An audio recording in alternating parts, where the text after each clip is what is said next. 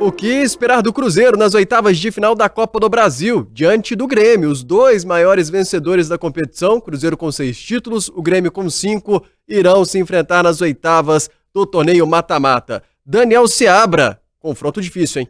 Confronto difícil, Léo, é jogo de gigantes, né? Um clássico do futebol brasileiro, sem dúvida nenhuma, como você disse, né? Os dois maiores campeões da Copa do Brasil, esse é um confronto muito grande, com muita história, já teve história também em torneios internacionais, a própria Libertadores, né? Cruzeiro e Grêmio já se enfrentaram algumas vezes. O momento para mim é melhor hoje do Cruzeiro, né? O Pepa, o trabalho dele vem evoluindo a olhos vistos, né? Desde que ele chegou ao Cruzeiro, ele acertou o time, ele colocou cada jogador na sua posição. O Cruzeiro tem uma vontade, uma garra, uma determinação, que isso também vem do vestiário. Então aquele Cruzeiro do Campeonato Mineiro, com o Pessolano ainda, aparentemente já ficou no passado. O Cruzeiro hoje vive outro momento. E no caso do Grêmio, muita badalação em cima do nome de Luis Soares, claro.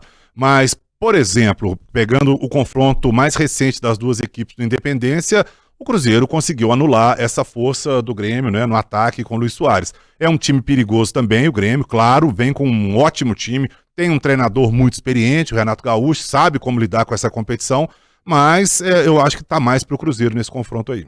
E o ponto positivo para o Cruzeiro, eu imagino, é fazer o segundo jogo em casa.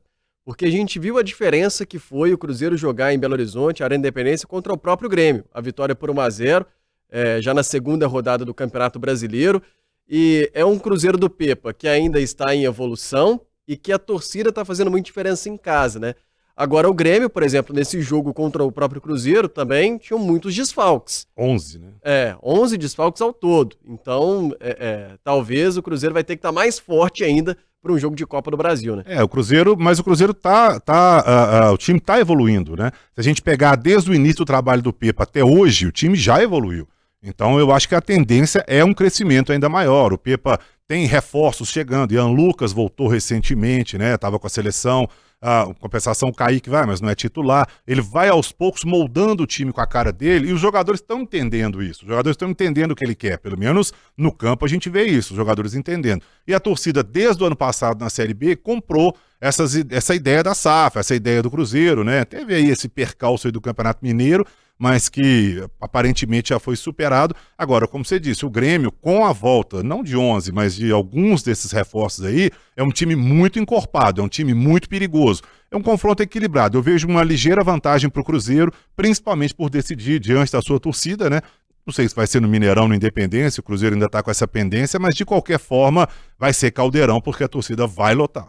Cruzeiro e Grêmio que já se enfrentaram em 3 edições de Copa do Brasil, teve a finalíssima de 93, Cruzeiro foi campeão, empate por 0-0, depois o Cruzeiro venceu por 2-1, gols de Roberto Gaúcho, Cleison, gol de Pingo pelo lado do Grêmio. Pingo. E o Cleison fez gol aos 46 do segundo tempo, né? Foi uma final emocionante. Aliás, várias edições emocionantes de decisão do Cruzeiro. E o primeiro gol nesse jogo aí foi um frangaço do Eduardo, que era goleiro, foi do Goiás, foi do Grêmio, grande goleiro, mas levou um frangaço debaixo das pernas. 2016 se enfrentaram pela semifinal, o Cruzeiro foi eliminado, empatou por 0-0, depois perdeu por 2-0, e em 2017, ano que o Cruzeiro conquistou o título também, semifinal, enfrentou o Grêmio, perdeu por 1-0, gol de Barrios, depois venceu por 1-0, gol de Hudson pelo lado do Cruzeiro, e aí nos pênaltis fez 3-2.